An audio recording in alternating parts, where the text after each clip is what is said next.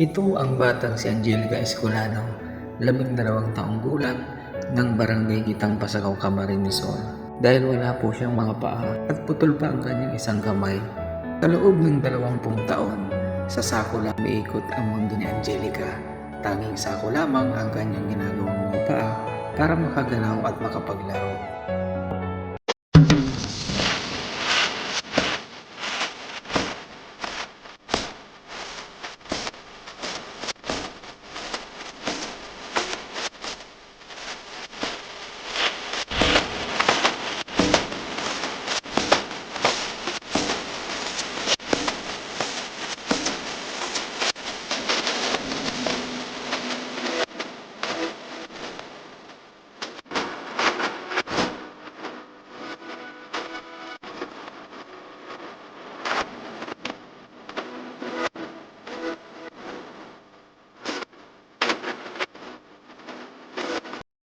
Ito ang batang si Angelica Escolano, 12 taong gulang ng barangay Gitang Pasakaw, Camarines Sur.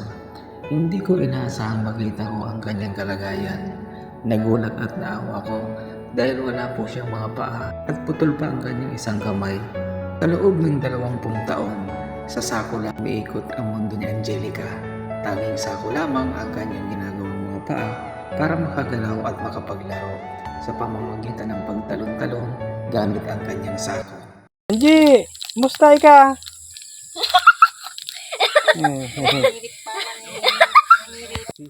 Nadaanan ko lang po mga katanod itong batang ito. Ang kaiba na may dito akong soltero ng ispirang saro sa tagilid.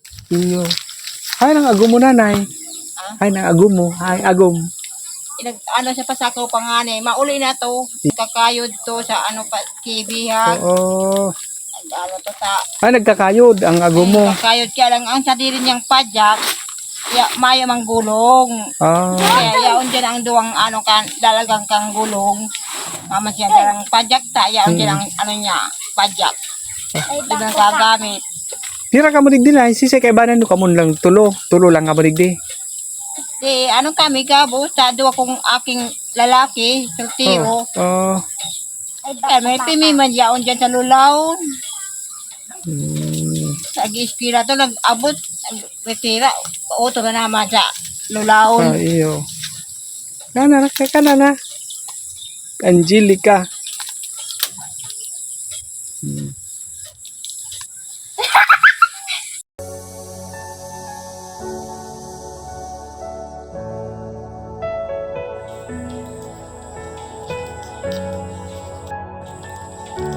Mga katanod, nagpunta ko dito sa Barangay Gitang, Pasakaw at hindi inaasahan na madaanan ko sila, madaanan ko yung bahay nila dito. Ito yung bahay nila mga katanod at nakita ko yung batang ito na si Angelica. Namangha ako dahil ito yung kalagayan niya. Nadaanan ko lang po, ito mga katanod, si Angelica. Yung, saka yung nanay niya nandito po yun sa, sa Barangay Gitang. So, sobrang nakakaawa yung kalagayan nila. Ito. Ano pa, kumusta? Ika po pala ng agum niya. Paglilihi ni Agum. Sa paglilihi. Sa paglilihi po yan na ano. Ibig sabihin kay pangaki, iyon na po yan. Pirang taon na po yan, ano eh? Yan, 12 na 11. Ha? 11, madusi na. Madusi na siya, si Angelica. Pampira po siya. Pampito. Iyo. Pira po kasi namang turugang pito. Bunso po siya. Yan ang bunso. Iyo. Pero ang ibang niyang tugang, Yung mga Agum na. iyo, normal man. Siya lang. Anong pangalan mo nga ni Manoy? Roberto Escolano. Roberto Escolano. Nagkakayod ka po pala sa Pasakaw. Ay, nahiling mo po ako sa Pasakaw. Dahil. Na maano to ka man. Bako may motor ka? Oo. Oo. Pagpapasko po baga nananao kami sa mga parapadyak. Natawa ng kapukan sarong taon. Spaghetti. Sa Pasakaw ka, sa sentro. Iyaw na kay Bihag. Kabihag. Iyo. Sige. At ay nagtatao kami pagpapasko. So mga Coast Guard baga.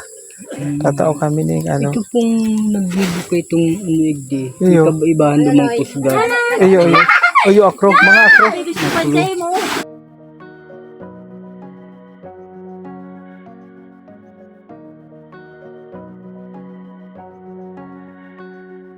Doon siya ang edad niya.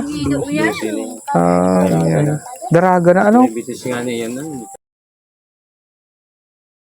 Ang gaki niya, arog niya kayan siya, no? Sad-sad din siya. Sad-sad. Yun ang tutukaw niya. Yun yan. Ayo. Oh, yun na yan. Sada mo ni mga bit. Hindi mo Iyo. magaling kargador sa pit. Iyo tayo, sige. Salamat ha. At Bibi, baka may magtabang. Hindi na, Angelica. Yan. Baka may magtabang. Kasuarin pa na yun na stroke iyan. Kasuarin.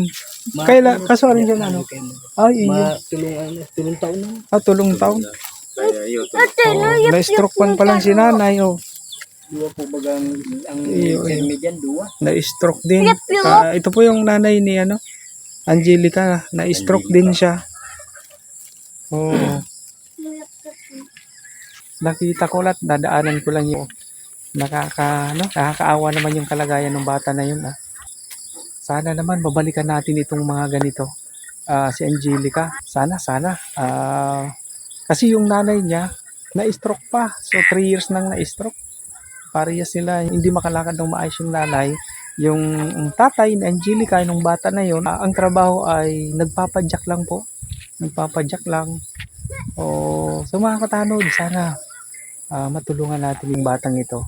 Kahit kaunting tulong lang na maibigay natin. So yung mga katanod, dito muna, yung mga hindi natin inaasahan na madadaanan dito. So yun mga katanod, sana makabalik tayo dito para makapagbigay tayo ng konting tulong kay Angelica. I know gold is not enough. She's a